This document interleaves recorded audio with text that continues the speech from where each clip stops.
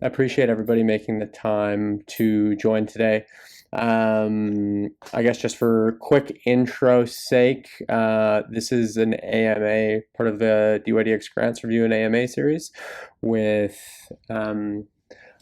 Elaine and Chris, who used to be with Llama, but they essentially built this like wonderful analytics dashboard that we're going to do a deep dive on today.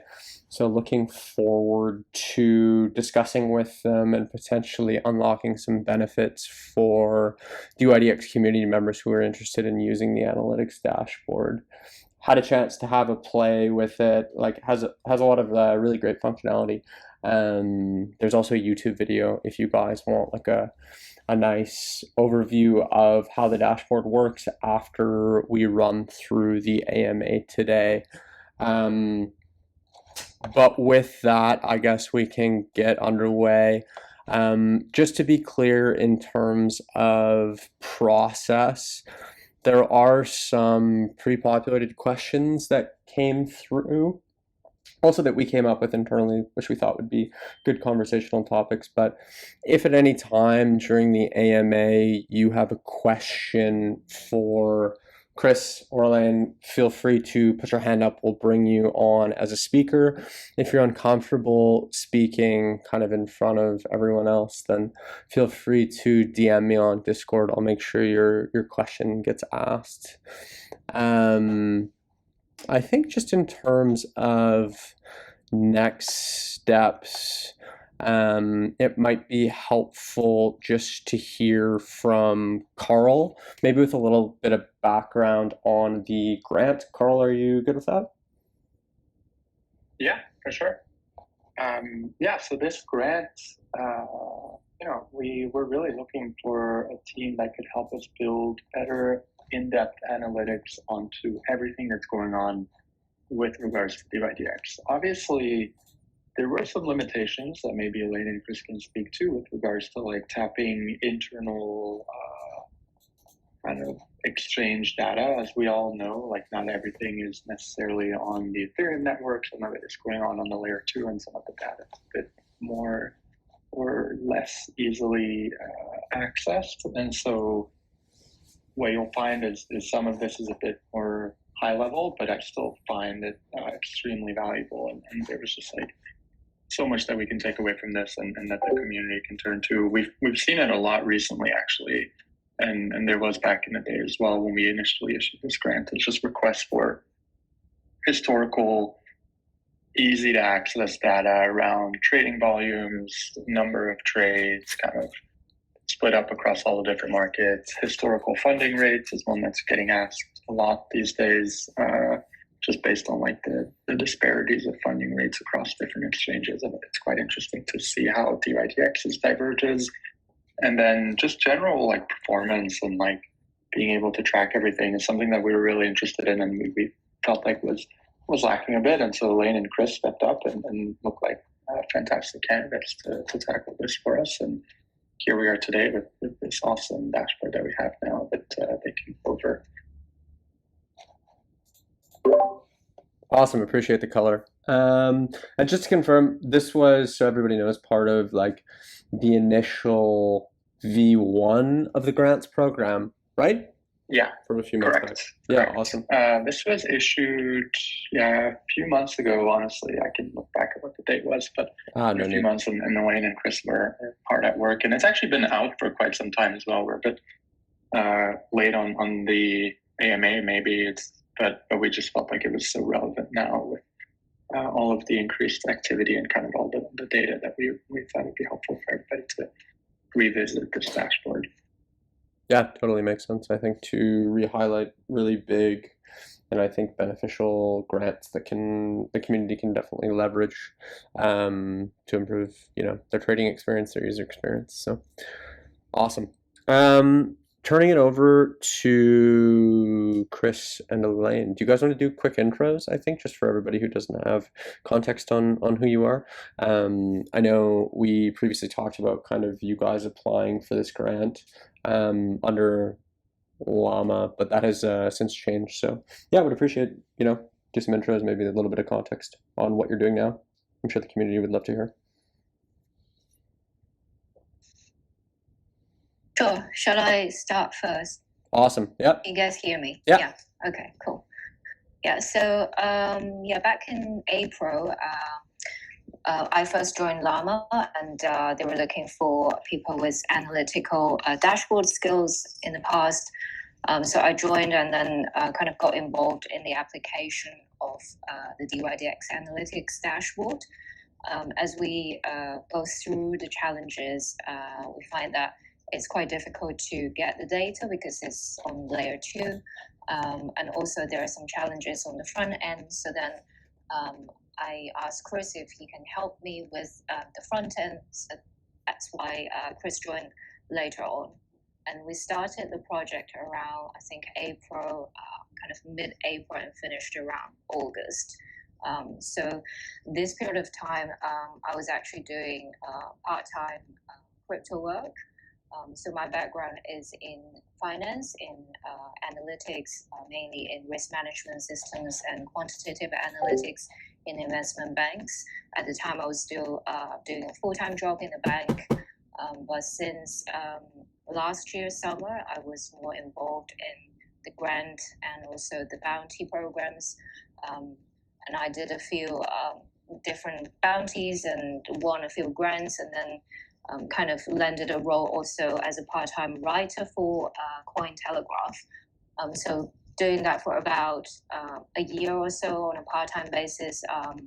And also dYdX Analytics Dashboard is also part of that journey. And now I'm full-time in working in crypto. So I joined Flashbots full-time in July. So that's my background. I'll pass on to Chris to talk about his. Sorry, I was a little bit late joining the call, had a few technical issues. Thank you, Josh, for hosting, and thanks, Carl, for the introduction. From our perspective, it's an absolute pleasure to work on this with yourself and with the foundation. I've been in IT for a long time, and it's always nice to have a strong, clear, coherent sponsor that is specific about what they need and able to give you good feedback. So I think from our perspective, the project was both exciting and smooth to work on. Similar to Elaine, my background is finance. I've been a developer for 25 years now. I started my career just before the first .com blow up out in California, working for a company called GameSpy. And then after moving back to the UK, working in various different companies before ending up in one of the large investment banks in London and helping to build and develop teams that worked on risk management for equity derivatives platforms. So I did that up until about 2017 and have been working sort of independently, doing a number of different sort of consultancy roles since then. And as Elaine alluded to earlier in the year, she came to me and said, we have this project and some of the out-of-the-box tools are just not going to work, and it's going to be difficult to move forward with this using platforms like X in order to build this analytics dashboard for dYdX. So I started taking a look at it, and we ended up coming up with an idea of building a service in C# that would go up and retrieve the data from various different API endpoints in dYdX, as well as Etherscan and CoinGecko to get some of the market data. And we built the front end using React and an off-the-shelf template. So the front end is fairly light, and most of the hard work goes on in the middle tier, where the data is sort of funged together, calculations are done, and then it's persisted back into a database, which we then show here on the front end. So this is my first project in crypto. And yeah, it was a really interesting one to work on. I mean, it's a super exciting space, loads going on. Obviously, it's particularly interesting at the moment from the point of view of what's happening in the industry. And as Carl alluded to, spikes in activity and changes that are happening, happen in trading behavior as a result of sort of macro and micro events specific to crypto. Yeah, that's my background. I appreciate you guys walking through kind of your background, what led you to completing the grant, and kind of what the process was like. I think special kudos is in order for the Carl and the DGP. Just I think another example of the DGP's ability to really identify and empower and level up kind of high quality talent. So nice work, Carl, and the DGP gang. Happy to just kind of jump right into a few of the prepared questions we have. But to level set, I think for everybody listening today, who do you think is like the target audience for the dashboard? Specifically, I think there are like different levels of traders, users who are on dYdX. I was curious if you had like the end user in mind, like what would be, the bread and butter kind of target user in your mind? Yeah, I can take that one. So I think anyone that's interested in activity, on the dYdX platform can use this application, whether that's community members or traders. It's designed to be as simple as possible and present the information inside charts that are clear and easy to understand. And I think one of the advantages of this platform is that you can easily drill down either on the overall data set, so the cross-market data set, or a specific market, to see how usage has evolved or changed over time with regard to the dYdX platform. We've got information on most of the major metrics that you would be concerned with regards to activity. So market metrics such as volume, open interest, number of trades, as Carl mentioned, as well as sort of the dYdX centric stuff. So there's a lot of information related to the governance processes around dYdX and the epoch system and how that works. So there's sort of a mix, I guess, between the market data and the user data, which I talk a little bit more about in the intro video. So I won't duplicate anything that I've said there, or I will try not to. But yeah, it's interesting when there are bouts of volatility, macro events. So for instance, yesterday we had a little bit of a rise in activity because Chairman Powell was speaking, and people have interpreted what he said as some sort of a possible dovish pivot. So we saw a bit of an uptick in activity yesterday. There was a huge spike in activity a couple of weeks ago when the FTX liquidations were front and center of what was happening in the sort of micro realm of crypto. And since then, we've seen open interest sort of gradually start to tick up. So I think from a trader's perspective, it's interesting to see what's going on specifically on the dYdX platform. Obviously, if you're a trader, that's just going to be one input to a multi-part process. You would need to understand what's going on other similar platforms. But from a community perspective, it's nice to be able to see how dYdX is growing. It's nice to be able to see different markets and how they're evolving and how open interest and the number of trades and the volume across those markets is evolving over time. Most of the news flow around crypto is negative at the moment, right? But, we just keep building through the noise and ignoring the FUD and sort of waiting to see what the next sort of narratives are. So something like this gives you a little bit of more of a long-term perspective as we move through various different events that are happening in the space. It's difficult to say from a trader standpoint, the specific things that traders would be interested in. Traders' strategies obviously vary widely based on the type of trader that they are, whether they're sort of a high frequency, low latency trader, where a platform like this probably wouldn't be particularly interesting. But if you're more of a trend follower, or you're looking for sort of medium to longer term signals, turns, changes in data, then I can see from that perspective that the platform would be more useful to you. For sure. But as I said, from a governance perspective, there's a lot of stuff related to what's going on with dYdX and the token. Yeah, awesome. Thank you for that. I guess just in terms of when you say like long to medium term, like what time intervals do you have in your mind when you're saying that? Just out of curiosity. Sorry, Josh, could you say that again? Yeah, for sure. I think you mentioned like long to medium term trading horizons. Like what intervals are you talking about, like a little bit more specifically? I'm just trying to identify like specific target market or like target trader, you know? Sure. Well, that's a complex question, but if you look at CTAs, for example, they are looking for price signals. Right? There are levels at which CTAs, commodity trading advisors, which is an acronym for what we would traditionally term the broader trend following community when you're talking about the equity markets and the commodity markets in general, and they're looking at periods of months rather than days and weeks. They are really only interested in price. They have levels at which they'll enter. They have volatility targeting schemes that once volatility falls to certain levels or rises to certain levels, they will go long short and they'll leverage those positions based on that. And if you're a trend follower, you'll run that strategy for as long as that trend evolves. Right. So in crypto, obviously, we've been in somewhat of a downtrend really since April, which is interesting because I suppose you can get further back than that. You could go back to the peak in the peak that we saw in November, but April was really when the downtrend started accelerating. So you could have been as a trend follower in this trade short for 6 months. And you may now be looking at what's happening on dYdX and other platforms and saying that, maybe the FTX event was capitulation and you've seen a change in open interest and maybe you're waiting for prices to sort of rise above certain moving averages, and the moving averages that you might look at would be 20-week, 200-day, 50-day, things like that. And then once you're above that, you're in the trade.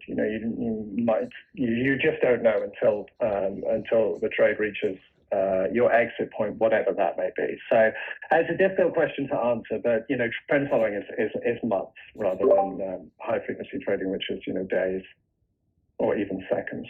For sure. Appreciate the added context. Yeah. Kind of changing gears a little bit, but I think when I initially opened the dashboard up, super impressive. I think big fan of like the time intervals that you guys use, the fact that you can like zoom in if you really want to like take a closer look at certain data points and over certain periods, which is really nice. Curious just like on actually building out the analytics dashboard, what were like some of the biggest hurdles that you guys experienced, if any? Biggest hurdles. We tried a number of different chart components at the start. So when we were working with Carl early on, we were experimenting with different components that sat inside React that would allow us to build these charts. And there were considerations really around ease of use with the charts,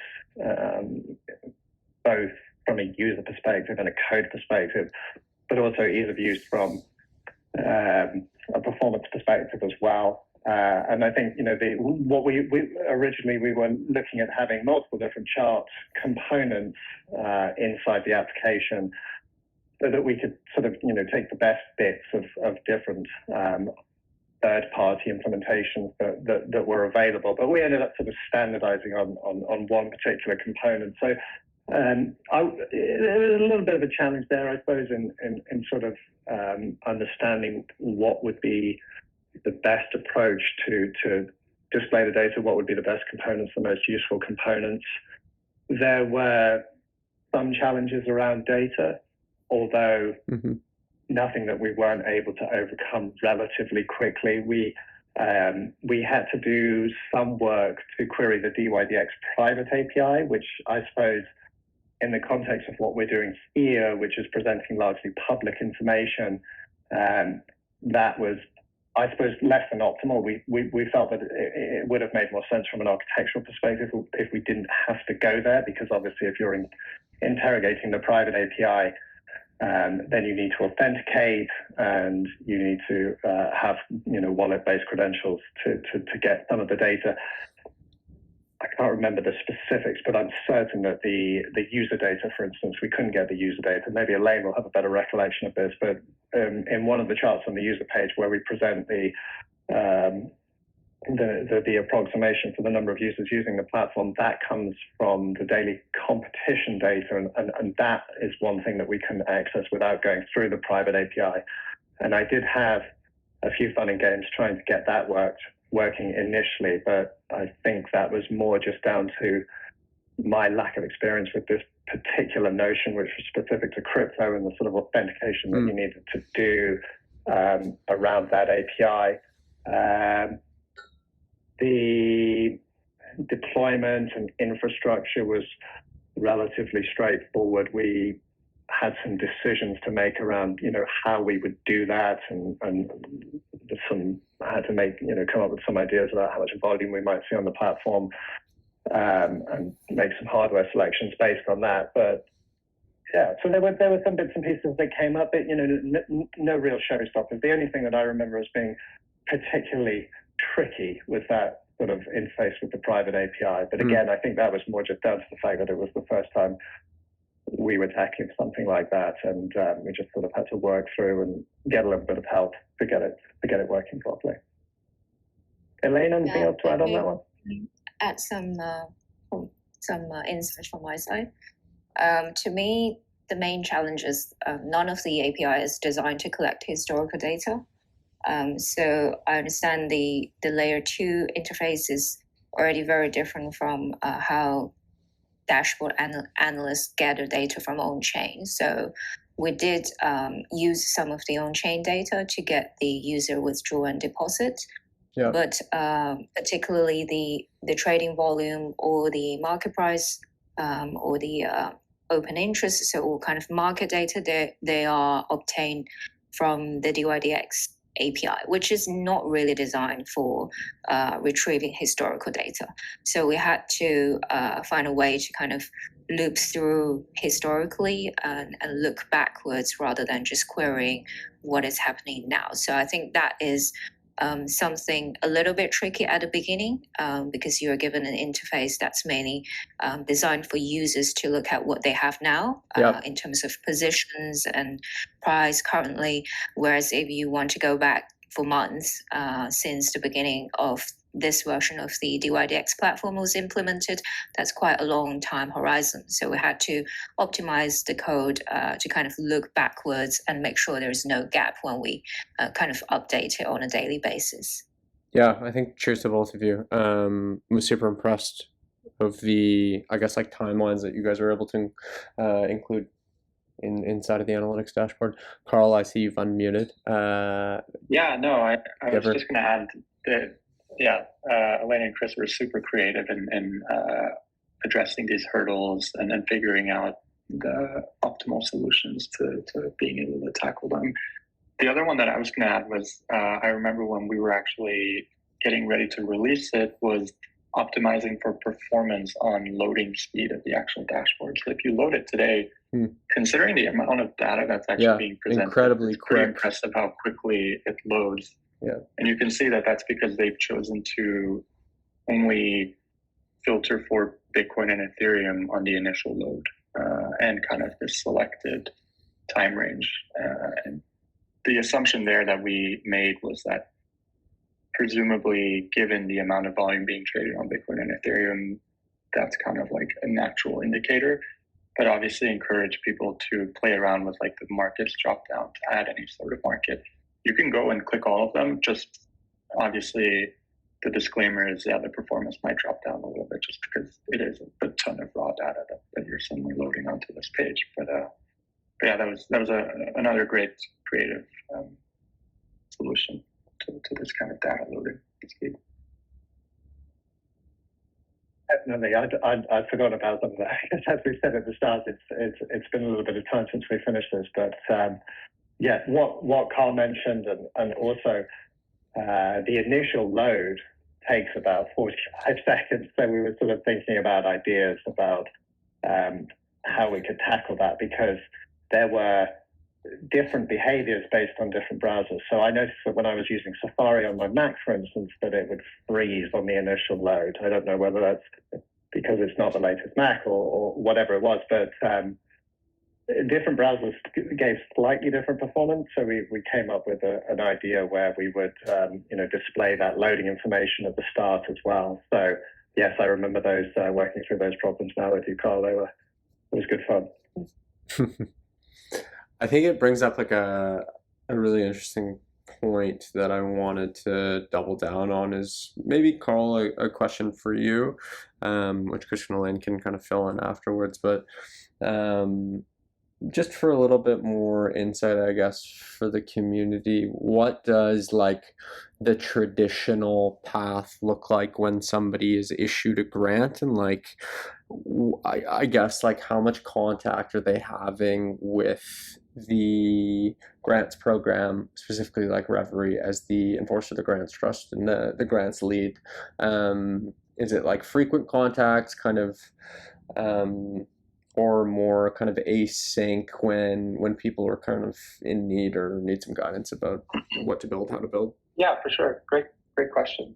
It really does vary depending on the project that's being built and how we decide to split up the payment and kind of the structure of the progress. So you might have some grantees tell you, like, we got issued the grant, we went off and did our work and kind of peacefully, and the grant team on those occasions will just kind of sporadically ping on like depending on the timeline, kind of slightly regular basis, just, hey, how's it going? Can you give us a quick update? What's the status? Do you need help with anything? That sort of thing. And they'll just come back and let us know how they're doing. With Chris and Elaine, we set it up in a milestone basis. That was kind of unlocking payments based on the progress that they had done. And so they were really great at providing us regular, we split up into 3 milestones, I think it was, with the final milestone being the completed dashboard. And so they were great at hitting their timelines of, hitting milestone 1, giving us a really in-depth report of, okay, here's what we completed in milestone 1. Based off of that, they were able to unlock that payment, and then they went off. We spoke, I think, like, it wasn't too regularly, but basically we would just coordinate kind of on these issues and figuring out together like what might be the best way to do it, and speaking about giving them kind of regular feedback throughout. But so that's kind of a nice structure that we choose to do with some of our grantees, is this milestone type. When it makes sense, it's great because it allows teams to kind of unlock payments as they progress, and it kind of keeps us better aligned with the progress of the grant. And then there are other ones where we're much more hands-on, just based on like the grant, and we'll actually like take on an active role. For example, with the Academy page right now that's being built, like we are actively working with Mo and the others who are all really crushing it, and we're just kind of helping pretty regularly, and some other ones that we on very hands-on. So there is quite a range, and it varies, but the middle ground being this milestone base that we chose with Elaine and Chris here.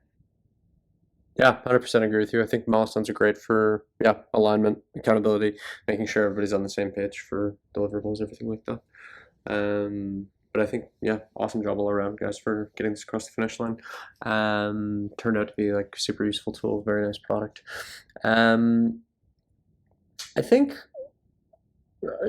talking more about kind of Elaine and Chris, your experiences. I actually don't know this, but curious, have you guys applied for other grants in the meantime, or like any other kind of ideas came up while you were making or building out the analytics dashboard? Anything else that you thought, the community could use, something similar, maybe something completely different?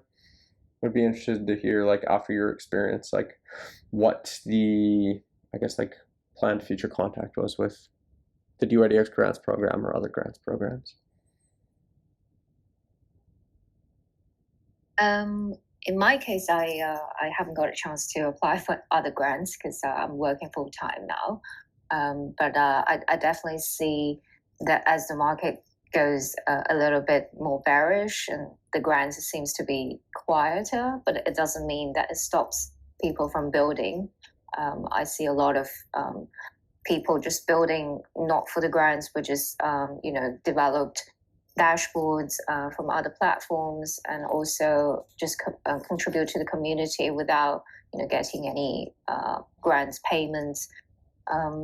In terms of the improvements, I would say that I know that dYdX on layer 2 is only a temporary solution. So once dYdX moves to Cosmos or even other chains, then hopefully we can optimize what we've done here and also easily migrate the dashboard to other chains, but not just layer 2 or mainnet. So I think that's one of the things that we could improve in the future.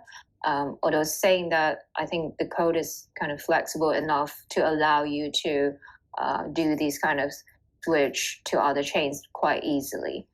I don't know if, Chris, you've got other improvements you have in mind? Yeah, this is actually exactly the line of kind of questioning that I was going to go down anyways. So, Elaine, I'm glad you covered that. Perfect. Chris, go ahead.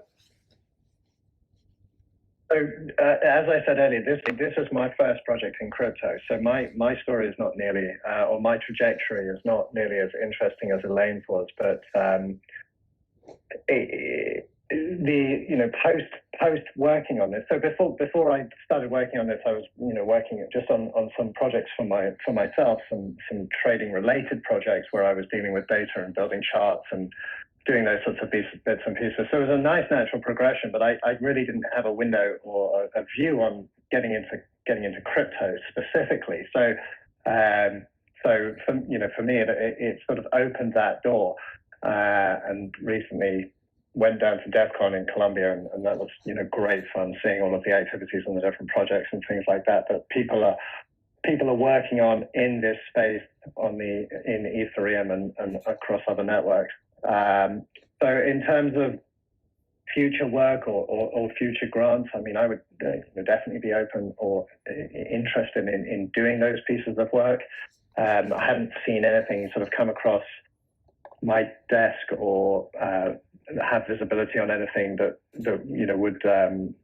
would be appropriate or interesting to take on yet. But of course, totally open to that, and always sort of keeping my ear to the ground. And as we've all mentioned, during the bear markets or during these times of FUD or uncertainty, those are the best opportunities, and you can often that often provides some really interesting openings to get involved with exciting projects. So we shall see how that evolves over time. In terms of taking this particular project forward with dYdX, as I already mentioned, working on this project was a pleasure. I thought we had really good support, and the structure that Carl described about working through milestones and the way that we were communicating and managing the project was all really successful. The migration of this platform to the Cosmos chain would be relatively straightforward. I wouldn't have thought we would need to make any changes to the database or to the charts. We may as part of that process choose to upgrade things or enhance things if we had other ideas.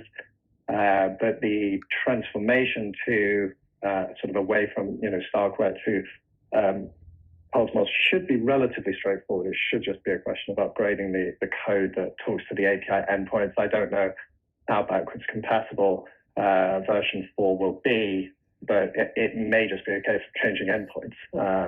So that's definitely something that we would be interested in doing in the future if the opportunity arose. Awesome. That's fantastic news. Exactly what I was going to ask is what needs to be kind of thrown out? What do we need to fix to get the analytics dashboard up and running on V4? Just want to, again, remind everybody, if you have any questions, guys, now is a perfect time. Raise up your hand. Happy to bring you up if you have anything that you want to ask either Elaine or Chris about the grant that they've completed, or even Carl for that matter, about kind of issuing the grant on that end. I think one of the questions that I had in my end actually on the topic of the V4 migration, was that even on the radar at the time when you guys received this grant, or was it before the announcement went out and you guys just built it in such a way that it could be kind of easily adapted to either. I think the announcement was made after we got the grant, and then we kind of just work our code to be more flexible in a way that we know it might change in the future. Yeah, what Elaine said. It's with something like this, if it's architected properly, then if you're just talking about switching data sources, it shouldn't be a heavy lift. So it was built with that in mind, as well as the possibility of connecting other data as well. So you have somewhat of a framework and set of interfaces whereby if you wanted to pull in different data sources or other data sources, you could easily do that. From memory, I think was it June or something like that the V4 was announced. So we were well underway with the project, and it was something that Carl asked us to keep in mind and to think about, that potentially there would be a migration in the future. So the opportunity is there, and it shouldn't be particularly difficult. But obviously, I can't say for sure until I see what those V4 APIs look like, Yeah. and what the dYdX development team come up with regards to that. Perfect. Carl, I don't know if you wanted to jump in there, but would love to hear from you just in terms of, navigating when you're working with grantees, when the protocol announces that they're going to release like a new version, and having those conversations where you're encouraging people to build for, a protocol on Ethereum and then a protocol on Cosmos. Would love to hear a little bit more about that. Yeah, definitely. With regards to V1, it did make it a bit tricky, right? Because there was a lot of outstanding grants already, and then it was suddenly like, okay, let's see how we can repurpose a lot of these, and let's make sure that anything that is still under construction is able to be migrated. Thankfully, given the way that a lot of these grants were issued, they were dependent mostly on the APIs, similar to this grant, right? There is some dependability on like the Ethereum public data on the Ethereum network, which ideally that portion can just be migrated over to what will end up being like a Cosmos RPC type endpoint, which is pretty robust anyways. And so we think it shouldn't be too big of an issue. And then whatever is dependent on the API, from our current understanding, that API is not actually going to change all that much with the migration. And so we're quite confident in our ability to maintain kind of any sort of pre-existing grant similar to this dashboard, for example, that is highly dependent on the both public and private API endpoints. So we were quite like just kind of reassured with that, right? That like, okay, there's not going to be like a complete overhaul on the API and on all these endpoints that we've that a lot of our grantees have spent a ton of time building all these different tools on top of, and then otherwise, like it added an element of excitement, definitely, of like, all right, this now with the new chain, there's going to be a lot more opportunity for like community involvement on the building side and everything. And so the tools that are being built and the people who are learning how to build already today will have like a real foot in the door as to like being able to contribute in the open source environment that I am imagining will be V4, right? And it's just kind of now paving the way for contributors to continue building on top of it as soon as the migration is done. Appreciate you going through that. Yeah. I can imagine. Yeah, very challenging times, but I think you guys handled it extremely well. That was it for pre-popularity questions, guys. I noticed nobody raised a hand there, so happy to end things off. Chris, Elaine, I just wanted to thank you guys so much for making the time and for obviously your contribution to the community here in building out this analytics dashboard. Anything else you wanted to add, discuss, talk about before we end things? No, thank you very much, Josh, for hosting the call, and Carl for working with us on this project.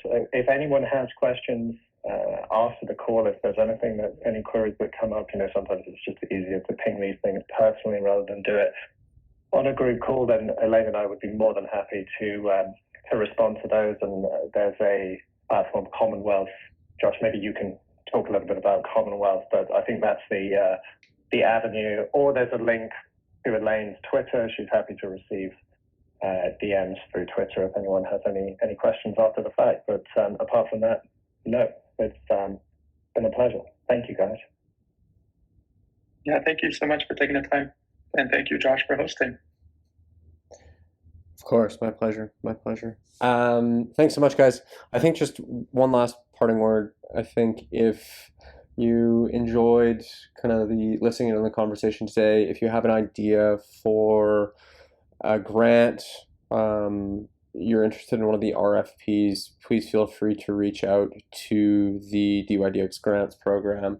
You can find them online pretty easy via Google search. Have a look at the outstanding RFPs.